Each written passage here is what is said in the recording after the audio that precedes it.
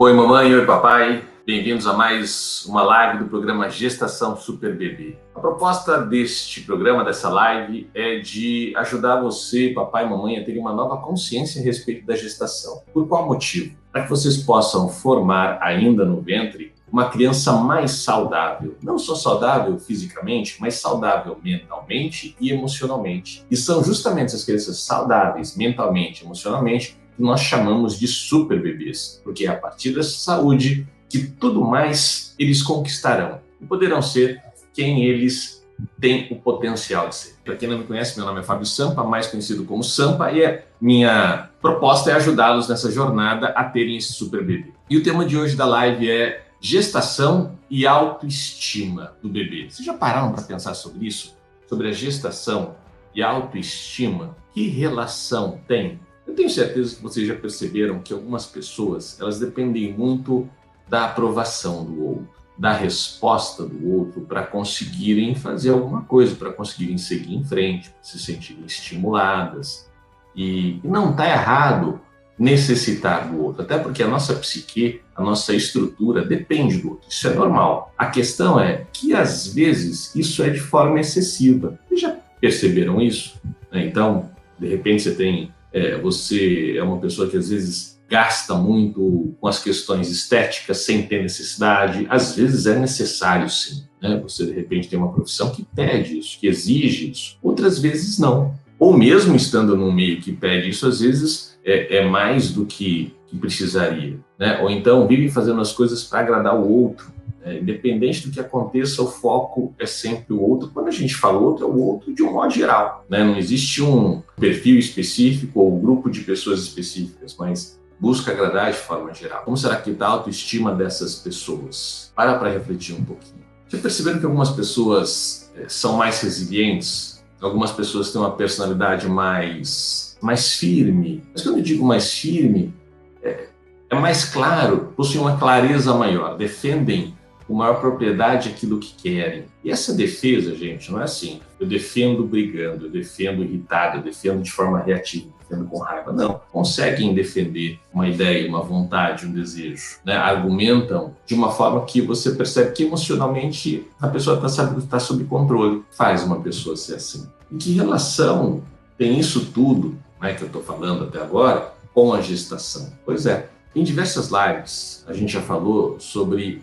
o que você, mamãe, sente, seu bebê aí dentro sente. Então, se você ainda não tem um conhecimento muito grande a respeito disso, quer conhecer um pouquinho mais, assista as outras lives que você vai entender um pouquinho mais do que a gente está falando. E é justamente na gestação que você constrói o alicerce emocional deste bebê, boa parte desse alicerce é construída na gestação. Isso vai nortear, vai definir de uma forma muito forte como este bebê vai ser e agir ao longo da vida. Obviamente que não é só a gestação, mas a gestação tem um peso muito grande em relação a isso. Tem um médico psiquiatra, já está com seus 85 anos e é sensacional, chama Thomas Verme. Ele diz o seguinte, que a experiência do bebê dentro do útero, ela forma, inclusive, o alicerce da personalidade desse bebê. Então, ou seja, tem relação com a personalidade de como ele vai ser. Thomas Verme é sensacional. Agora, vamos entender como que isso tem a ver com a personalidade. Eu vou, na medida do possível, trazendo sempre uma linguagem mais simples para que você possa entender, e não muito técnica. Essa não é a ideia. A ideia é que você entenda o conceito. E se isso fizer sentido para você, você que está grávida, rapidamente passe a praticar. Às vezes, no início da gestação, principalmente quando a gente não percebe que a barriga ainda está crescendo, o bebê não mexe, parece até que demora um pouquinho para passar. Ou quando você começa a sentir algumas dificuldades em função da gestação, um pouquinho de falta de ar, um cansaço maior, também parece que a gestação não passa. Mas ao final, quando você já está nas 37 semanas, parece que a gestação voou. Normalmente, essa percepção que as pessoas. Então, a minha dica é que você possa entender se você concordar com a mensagem agora. Então, vamos lá. Em outras lives, nós também falamos sobre o mundo exterior e o mundo interior. O mundo exterior é o que acontece à minha volta, e a gente não tem controle, e o mundo interior é como eu funciono, quais são as minhas emoções aqui dentro, o que é que eu sinto, como que é o meu mundo aqui dentro que me faz agir e reagir de determinadas maneiras. Imagine o seguinte, eu vou contar uma história para vocês que talvez ajude a entender um pouquinho. Vou contar da minha história, que é mais fácil. Eu sou o filho mais velho, sou o primeiro homem, e depois eu tenho mais duas mulheres abaixo de mim. Já contei para vocês também que a gestação da minha mãe não foi uma gestação fácil. Por qual motivo não foi uma gestação fácil? Não foi uma gestação emocionalmente fácil. Vocês se lembram que eu falei das seguranças emocionais que é importante que a mãe tenha e que principalmente você, papai, você, rede de apoio, proporcione a esta mãe? Minha mãe não tinha quase nenhuma dessas seguranças. Ela não tinha segurança emocional financeira, ela não tinha porque eles eram super simples, não tinham grana, zero grana. Meu pai estava numa construção de vida ainda e passando por uma série de problemas. Ela não tinha segurança de que o meu pai poderia ser um bom pai, talvez, pelo momento de vida que ele passava. Ela não tinha segurança básica de onde eles iriam morar, como eles iam se sustentar e como eles iam sustentar essa nova vida que viria ao lado deles, né? Ela não tinha uma série de seguranças. Ela não tinha segurança nem se o casamento ia continuar. Então, se vocês já pararam para pensar como será que essa mãe emocionalmente ficou? Talvez até a própria situação, da forma como ela estava, era assim, só para vocês entenderem. Os pais dela moravam no interior, ela já morava em São Paulo, o pai também morava em São Paulo, tinha algumas irmãs e irmãos aqui também, mas algumas, todos também começando a vida, sem nenhuma condição financeira estável. Não tinha a quem recorrer, não tinha para quem pedir ajuda, né? O meu avô era um avô extremamente rígido, japonês, mais de 1,80 m, grande, forte, mas um cara bravo, não mandava dinheiro. Nessa cultura oriental machista em que era o meu avô japonês, minha avó não tinha acesso a conta, não tinha acesso a dinheiro, então ela também, mesmo se ela quisesse, não poderia ajudar minha mãe, e ela queria, eu tenho certeza, mas a própria cultura de submissão a impediria que ela fizesse alguma coisa, além dela não ter as informações bancárias. Minha mãe não tinha aonde recorrer, ela só dependia dela. Então ela se apoiava nas forças que ela tinha para poder, de alguma forma, estruturar tudo isso. Talvez pelo fato, isso é uma suposição, né, gente? Não tem como saber, minha mãe até já faleceu, senão eu perguntaria a ela. E talvez a única pessoa que ela tivesse como ponto de apoio na gestação fosse eu que estava na barriga dela. Olha só que coisa maluca, gente. Aí depois, um dia, numa outra live, eu conto o desfecho disso tudo na vida adiante. Então, embora ela tivesse uma série de inseguranças, né, porque muita coisa estava incerta na vida dela, ela não conseguia ter essa segurança emocional, ela se conectava muito comigo. Provavelmente devia ser, naquele momento da gestação, o apoio emocional dela. Imagino até que ela conversava comigo. Se não conversava mentalmente, conversava. Como assim? Mentalmente, passava a mão na minha barriga, se conectava comigo e talvez dissesse coisas assim: ai, meu filho, ainda bem que eu tenho você, sabe? Tô aqui viajando a maionese, imaginando que tenha acontecido tudo isso. Mas pela minha experiência de anos atendendo vários casais e atendendo adultos, no qual a gente pesquisou a história deles, até encontrar os limites emocionais para que eles pudessem ir além na história da vida deles, tanto pessoal quanto familiar, eu não costumo errar nessas histórias. E como é a minha história eu também sinto, então, muito provavelmente ela está muito certa. Só uma coisa interessante, né, gente? Família de japonês, os japoneses são muito reservados, né? Não gostam de contar situações, problemas, e então tentam preservar tudo e todos. E então, mesmo eu perguntando, a história não vem, sabe? A história não vem. Porque eu gostaria que ela viesse. Seria importante até para mim, na continuação da construção da minha identidade. Essa construção da identidade, ela começa na gestação e ela vai se dando ao longo da vida. Então, minha mãe, ela se conectava muito comigo. Muito, muito, e com muita intensidade. Porque provavelmente eu era o único ponto de onde ela se sentia bem, onde ela se conectava e tinha um momento de calma, um momento de tranquilidade, e ela se conectava em amor comigo. E muito amor. Eu tenho certeza, eu não tenho dúvidas, né? Então, o que aconteceu? Durante a minha infância, eu nasci, imagino que, voltando para a gestação, o mundo exterior da minha mãe era um mundo caótico. O mundo interior dela, de certa forma, era um mundo, uma série de questões que precisavam ser trabalhadas, Mas tinha um momento naquele mundo interior bom, que era eu, que era o meu nascimento. E ela se conectava muito comigo em relação a isso. E ela só tinha eu. Então, ela, no meu mundo exterior, que era o meu ambiente intrauterino, como ela se conectava comigo com intensidade, eu tinha um mundo onde era o meu mundo exterior, que era o que eu conseguia perceber, porque, gente, eu estou lá dentro do útero dela, né? Envolvido pela bolsa, no líquido amniótico. Era um mundo exterior, um ambiente que tinha assim, estresse, que tinha frustração, que tinha medo, tinha tudo isso, né? Mas também tinha muito amor. Também tinha momentos de uma conexão muito forte. Por que eu estou te contando tudo isso? Para você entender um pouquinho mais da minha personalidade ao longo da vida. Quando eu era criança, não sei se já aconteceu com você, mamãe, com você, papai, que está assistindo, eu me lembro até hoje, que é engraçado, né? Então, como a gente não tinha grana, tá? E aí, às vezes, quando juntavam todos os parentes, aí era a hora que tinha Coca-Cola, Guaraná, e eu ia tomar Coca-Cola, falei, cara, que demais eu tomar Coca-Cola. Eu acho que eu ficava muito afobado e eu era extremamente arteiro, inquieto, eu não parava. Né? E eu sempre derrubava alguma coisa, eu sempre quebrava alguma coisa. Derrubava uma cadeira, derrubava um tirante, derrubava... Era constante. O que todo mundo falava? E tinha que ser o Fábio, desastrado, quebra tudo mesmo. E olha lá, mais uma vez, tinha que ser o Fábio. Ah, gente, eu tinha uma cabeça enorme, então eu sofri um bullying gigante, gigante.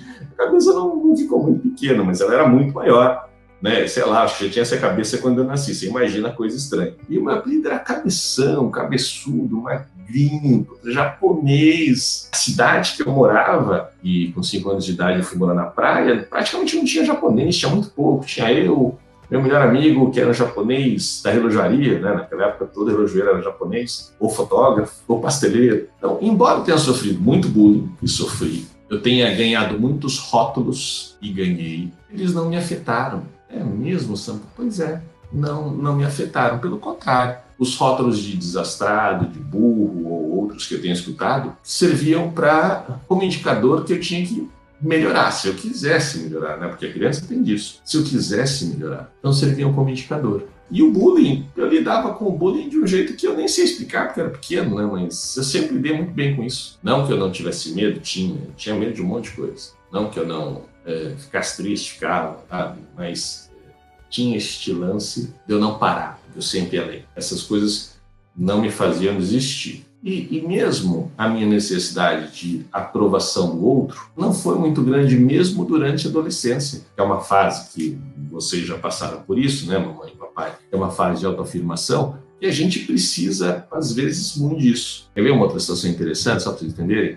Minha mãe, ela era cabeleireira e manicure, trabalhava assim dentro de casa. Na época da minha mãe, que eu era pequenininho, era uma época que japonês fazia muito permanente. Gente, japonês homem fazia permanente. E minha mãe fazia permanente minha. Tem uma foto com 5 anos de idade, mais ou menos, que eu estou no interior, eu estou numa escadinha, que quando eu olho aquela foto, eu pareço um repolho.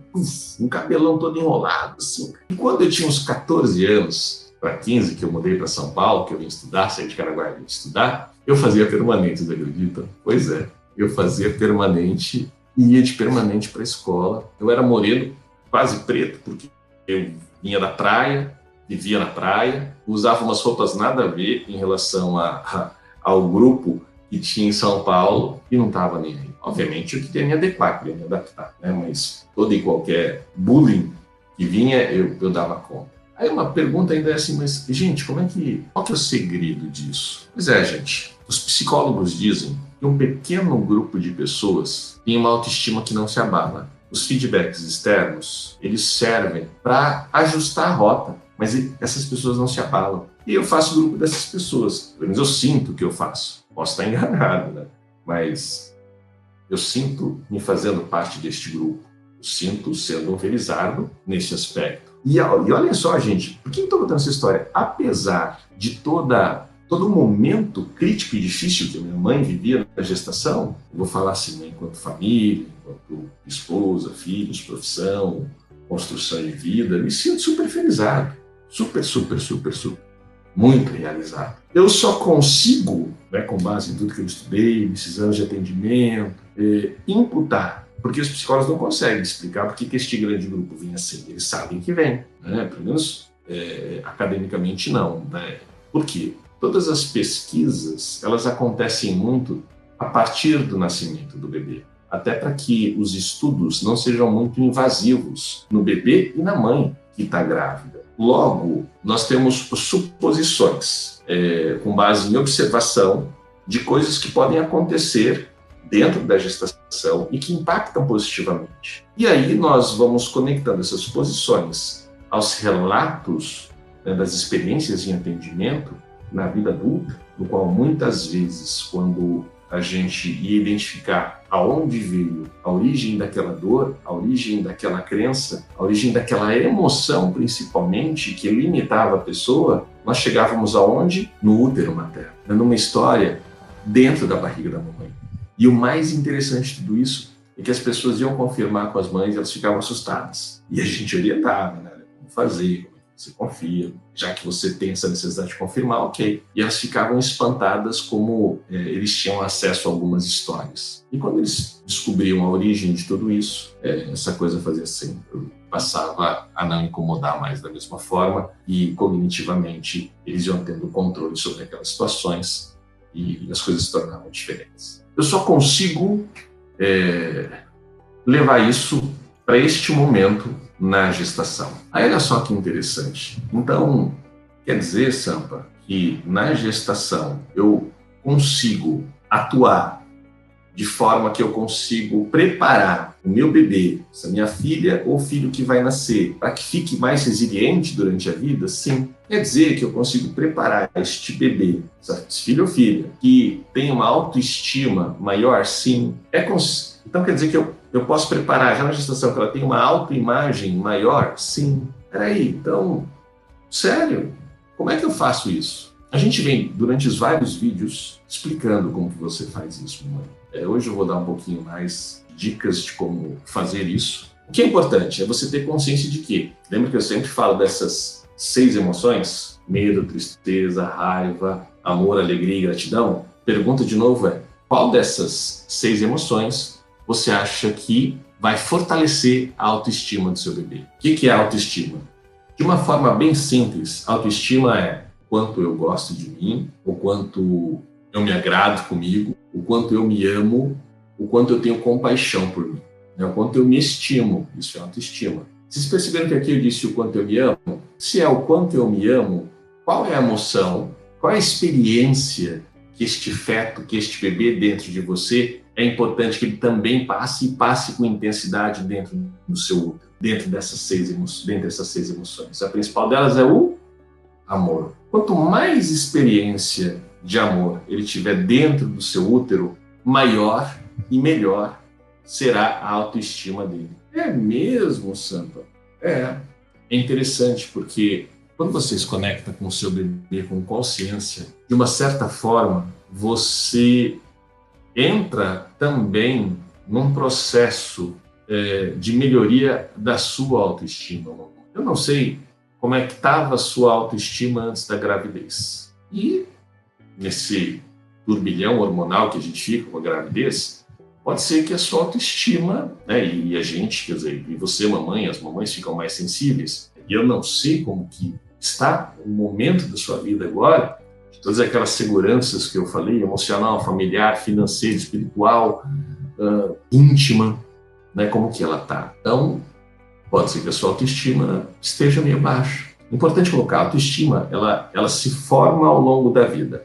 Ela vai se ganhando uma definição mais clara ao longo da vida. Mas um momento bastante importante que vai nortear essa autoestima é na gestação. Na gestação e depois muito forte na primeira infância. Gestação, depois muito forte na primeira infância até os 7 anos de idade. Mas se você, mamãe, trabalhar intensamente nesse período, obviamente que tem uma série de outras tarefas e de outros comportamentos que é importante que você tenha, outras estratégias que são importantes que você tenha para que o seu bebê, a sua filha, o seu filho tenha, além de uma autoestima boa, outros itens importantes que norteiam a vida desse teu filho. Quando eu digo ter uma autoestima boa, porque se você errar na mão, essa autoestima pode ser alta demais. E se você errar na mão para menos, ela pode ser menos do que poderia ser. Uma coisa é certa, na gestação você não tem como errar a mão. Você pode errar a mão depois que nasce, mas na gestação, assim, você pode abusar de gerar experiência intrauterina de amor para o seu bebê que você não tem como errar,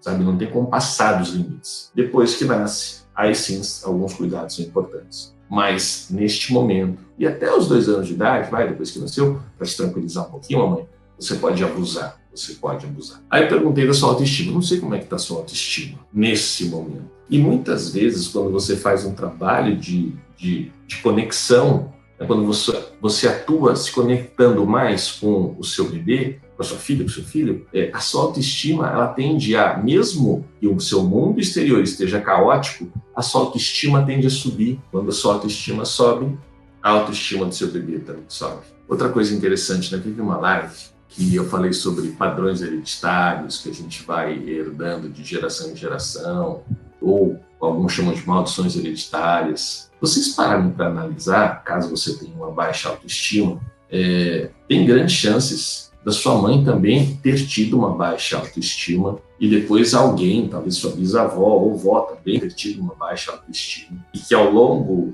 das gerações ela pode ter se potencializado ou pelo menos repetido. Em comportamento, essa autoestima ela se demonstra de formas diferentes, mas quando você olha para o núcleo daquelas situações, você encontra uma baixa autoestima. Talvez você esteja preocupada, mamãe? Mas, poxa, se a minha autoestima não está boa, quer dizer que a autoestima do meu bebê, então, também não vai ser boa? Não, você pode mudar isso, você pode fazer diferente, se você seguir aquilo que a gente falou e abusar da emoção do amor, abusar da emoção da gratidão, abusar da emoção da alegria. Mas como que eu faço isso se a minha autoestima é baixa, não estou me sentindo bonita, se a minha vida está uma loucura, está uma bagunça, como é que eu faço isso? Se conecta com o seu bebê. Se você estiver conectada com o seu bebê, naturalmente você se conecta em amor. E quando você se conecta em amor, é essa experiência intrauterina, é este mundo exterior que o seu bebê precisa, Lembrando, o seu útero, o seu ambiente intrauterino é o primeiro mundo exterior que ele tem. É a primeira influência que ele sofre. Nós sofremos influências do mundo exterior. A questão é o quanto o meu mundo interior ele é influenciado por isso. Naturalmente nós sofremos e precisamos disso. Se você não precisar do mundo exterior e não precisar de nenhum ser humano, existe uma patologia aí. Procura um psicólogo, procura um psiquiatra. Tem uma patologia que precisa ser tratada. Então, de um modo geral, nós precisamos de um retorno do mundo. Então, mamãe, sinta-se feliz, porque se a sua autoestima não estiver boa, não significa que a sua filha ou o seu filho terão uma autoestima baixa, que você pode mudar tudo isso. Se isso já vem de geração em geração, você pode mudar tudo isso e a autoestima do seu bebê pode ser diferente. Este ambiente intrauterino, essa experiência que o seu bebê tem dentro do útero, define muito o futuro dele. Olha só que interessante, define muito o futuro dele. É importante você tomar consciência disso. E com este exemplo que eu dei, como foi a gestação da minha mãe, independente da maluquice e mesmo sem ter o devido apoio do seu marido ou da sua família, você ainda pode mudar isso dentro de você com o seu bebê. Olha que legal. É claro que quando o marido está no mesmo propósito é muito mais fácil, Quando eu atendo casais, eu gosto bastante de atender o casal junto, a mamãe grávida e o papai grávido, o homem e a mulher. Atendo muitas mães também, mas quando o casal está junto é diferente. Por quê? Nós trabalhamos de um jeito e rápido, porque a gestação passa rápida, em que o marido atua como rede de apoio de uma forma que a autoestima da mulher eleva. A autoestima da mulher cresce, ela se sente segura. Então a gente cria um ambiente de diversas formas, com várias estratégias, que a experiência desse bebê dentro do útero da mãe, ela é outra, sabe?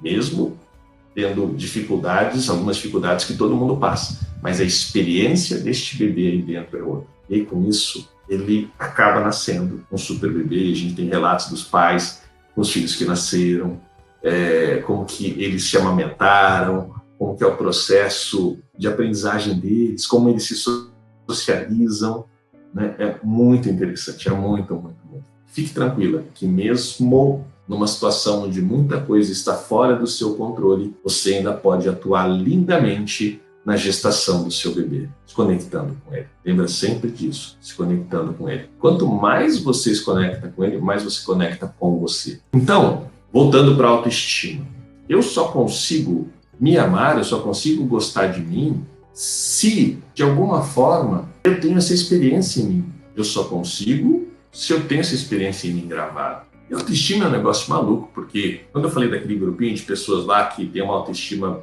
que ela é quase que inabalável, a gente não tem explicação. Está lá dentro da gente, a gente não sabe explicar por quê.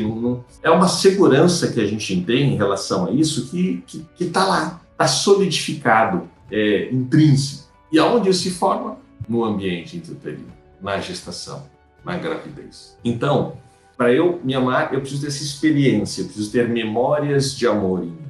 Mesmo que eu não tenha cognição, mesmo que eu não tenha consciência disso, o meu corpo precisa estar embebido de amor.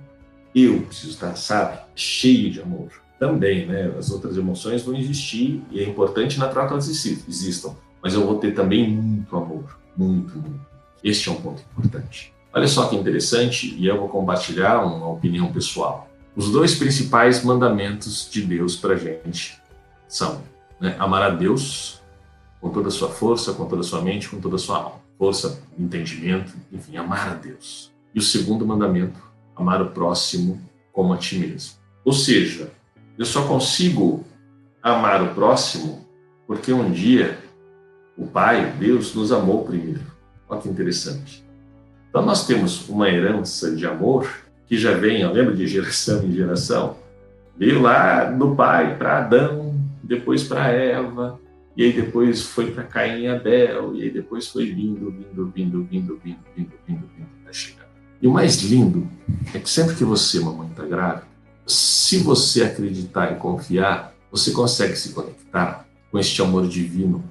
A gestação, no meu entendimento, e eu acredito isso fortemente, é uma oportunidade linda que Deus nos dá para nos conectarmos com o nosso primeiro amor. E a partir daí, este amor, a gente passar, né, você, mamãe, poder passar para os seus filhos. E este amor vai se perpetuando através das gerações. E cabe a nós, né, a nós porque, pai, você é muito responsável por isso. Os homens e mulheres, os casais grávidos, a atuarem nisso. E se nós atuarmos dentro deste amor, a gente vai mudando as próximas gerações. Olha só que interessante. Aí o mundo pode ser diferente. A vida dos nossos filhos pode ser diferente. Ou talvez a gente precise de algumas gerações para que isso tenha um impacto maior no mundo. Então, a vida dos nossos netos podem ser muito diferentes. Dos bisnetos e assim por diante. É o criador, o arquiteto do universo, ele é sensacional. Ele vai criando momentos nesse jogo da vida para que a gente não se perca, para que a gente se conecte a ele. E um dos momentos, uma das oportunidades que ele nos dá é através da gestação, através dos filhos que nós colocamos, né, no mundo. E a gente também sempre fala isso nas lives de espiritualidade e gestação. Um dos planos, né, do nosso arquiteto, do nosso criador para a gente, é que a gente coloque filhos no mundo, né, que a gente procrie, né, assim que está escrito lá. Então, enfim, pessoal, um espaço de espiritualidade, porque se você, mãe, acredita em Deus, em algo maior, vamos colocar Deus aqui, e você confiar nesses planos que ele tem, naturalmente, e se conectar com o seu bebê, a intensidade desse amor vai ser outra. A qualidade desse amor vai ser outra.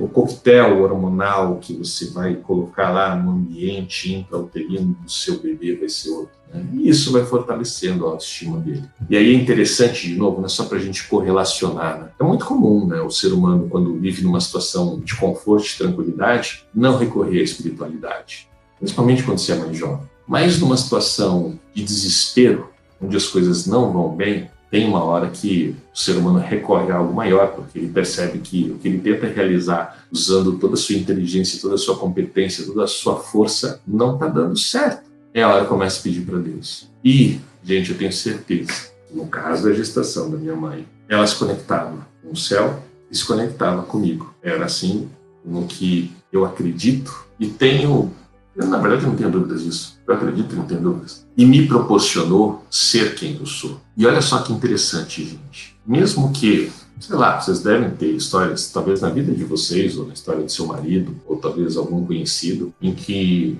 os pais foram ausentes na educação, às vezes cresceu na rua, e às vezes, e olha que os pais talvez não tenham nem sido ausentes por maldade. É porque tinham que trabalhar muito, é porque achavam que, sei lá, era muito comum no passado os homens acharem que a função de educar era da mãe, e deixavam para a mãe cuidar de tudo isso, e eles só entravam quando o bicho pegava, quando a coisa estava feia, e eles tinham que, sabe, dar uma bronca. E aí, mesmo algumas pessoas tendo crescido num ambiente assim, não tiveram muito sofrimento, não tinham dinheiro, blá, blá, blá, você fala assim, gente, mantiveram o caminho certo, tiveram sucesso na vida e construíram uma história diferente dos pais. Olha só que interessante. Tiveram sucesso na vida, construíram uma família mais estruturada, uma família funcional, e tiveram uma vida, inclusive, melhor que os pais e que outros parentes. Qual a explicação para tudo isso? Ou seja, os pais nem tiveram lá ao lado para poder orientar, educar. É uma pessoa que se construiu sozinha ou sozinho. Como que isso acontece? Isso, muito provavelmente, se a gente fosse fazer uma análise de toda a jornada da vida dessa pessoa e olhando como funcionava a psique dele, provavelmente a gente ia chegar na história intrauterina. E este cara, este bebê, ou esta pessoa, essa mulher, ela foi muito amada, muito amada. Não importa como estivesse o mundo exterior daquela mãe, ele ou ela foi muito amada, muito amado. E aí, essa é a história de vida. Deu conta de todas as dificuldades. Falei sobre autoestima, e depois a psicologia traz 3 conceitos: autoimagem, autoestima e autoconceito. Então, autoimagem é o quanto eu gosto de mim, o quanto eu me amo. Desculpa, autoestima é o quanto eu gosto de mim, o quanto eu me amo. Autoimagem é como eu me vejo, né? Se eu sou capaz disso ou daquilo, ou se eu não presto para nada. E o autoconceito é quem sou eu. Ao longo da vida, isso vai se construindo. A autoimagem vai se formando, vai se definindo mais, começa a se definir a autoimagem e começa a se definir a conceituação de quem sou eu, né? O autoconceito. Se você tem esta base firme, este alicerce que a gente fala emocional, que é construído na gestação, a sua autoimagem e o seu autoconceito tendem a caminhar para um lado. Dependendo de como é seu alicerce emocional, sua autoestima, sua autoimagem, seu autoconceito vai para outro lado. Olhem só a importância da gestação, gente. É muito importante. Como é a autoimagem de uma pessoa com autoestima baixa e como é a autoimagem de uma com autoestima alta? Imagina o seguinte, uma pessoa super insegura, não se acha capaz de aguentar o parto normal, não se acha capaz de suportar a dor. No início da gestação é muito magrinha, talvez, e não se acha capaz de dar conta desse bebê que vai crescer dentro dela. A autoimagem desta mãe é alta ou é baixa? Em relação à gestação, essa autoimagem, eu acho que precisa de alguns ajustes. E a autoestima dela? Vocês acham que é alta ou baixa? Depende. Olha só, uma mãe que acha que não vai dar conta da gestação, ou que é muito magrinha, que o corpo não vai suportar, blá, blá, significa que existe uma crença, existe uma autoimagem aí que precisa ser ajustada. Se a autoestima dela for baixa, ela vai deixar esta autoimagem se transformar em verdade.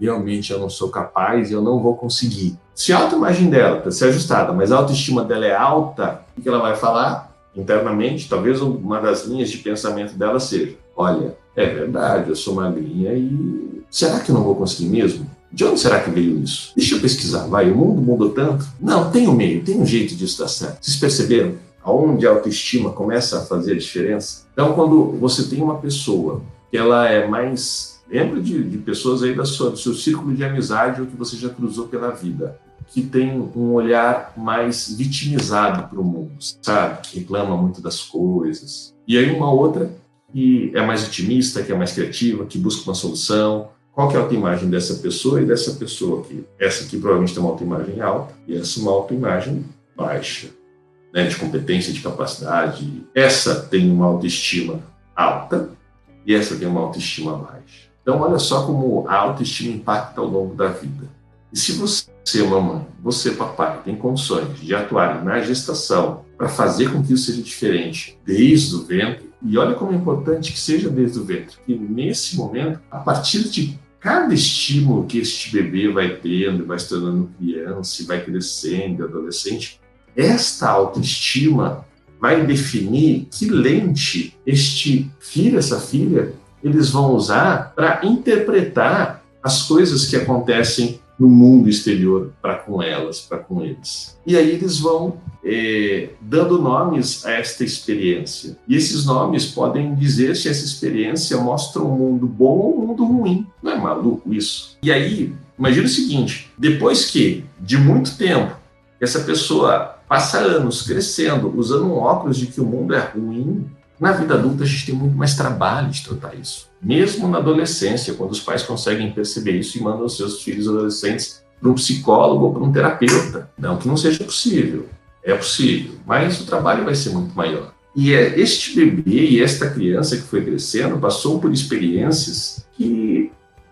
Vamos olhar para essa daqui, que tem um olhar, um óculos, uma lente de mundo, onde o mundo, de alguma forma, ele é ruim. Este mundo podem ser os pais, podem ser os amigos, pode ser a falta de esperança, pode ser, sabe, o mundo é ruim. Faz sentido que a jornada desta criança, deste adolescente, até deste adulto pela vida, ela vai ser uma jornada mais sofrida, uma jornada mais pesada, ou vai ser uma jornada mais leve, uma jornada com mais percepções de alegria, uma jornada com mais percepções de gratidão. A outra vai ter uma jornada, talvez uma das frases seja, nossa, minha vida parece que é uma luta, sabe, que nada na minha vida é fácil. Este outro, talvez na jornada, nem se dê conta de que a vida é uma luta. Vai perceber que tem problemas, mas nem vai chegar a ter esse tipo de conclusão. Olha só que interessante, gente. E muito disso pode ser conduzido para o caminho A ou B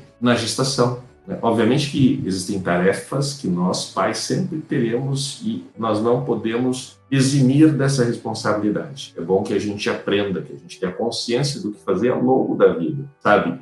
Assim como a gente estuda para ser um bom empreendedor, para ser um bom profissional na área da saúde, no ensino, na engenharia, onde for, é importante que nós, pais, nos dediquemos, estudemos como ser bons pais. Porque nós somos o principal formador, o principal instrutor dos nossos filhos ao longo da vida, principalmente na primeira infância e na adolescência. Até a maioridade, vai. Nós somos os principais treinadores, os principais formadores. E este papel, ele já começa na gestação. Na verdade, ele começa antes da concepção, né? O ideal é que os pais já buscassem informação antes de pensar em engravidar. Mas isso não acontece.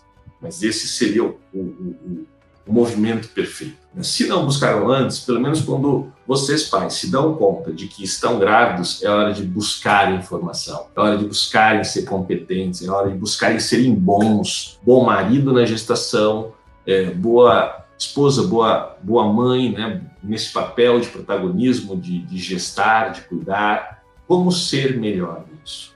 Aí depois nasceu, como ser melhor mãe, como ser melhor pai, e assim vai. Em determinada faixa de idade, quais são os estímulos que você, mamãe, você, papai, é importante que vocês proporcionem para os seus filhos, né? Quer ser um bom pai, quer ser uma boa mãe, saiba quais são esses estímulos que você pode proporcionar desde a gestação. Porque vocês perceberam que em todas as lives que a gente basicamente falou que tipo de estímulo é importante que você gere no seu bebê. Ele nasce, que tipo de estímulo é importante que você gere no seu filho. Aí o que eu tenho que fazer para gerar determinado estímulo? Qual estratégia eu vou usar? Então, gente, é isso. Espero que tenha contribuído para que vocês possam entender melhor a relação que existe entre gestação e autoestima e a relação que existe entre gestação, autoestima e a jornada que a sua filha e o seu filho, depois que nascerem, vai ser ao longo da vida deles. É isso aí, até a próxima live do Gestação Super Bebê. Espero vocês. Tchau.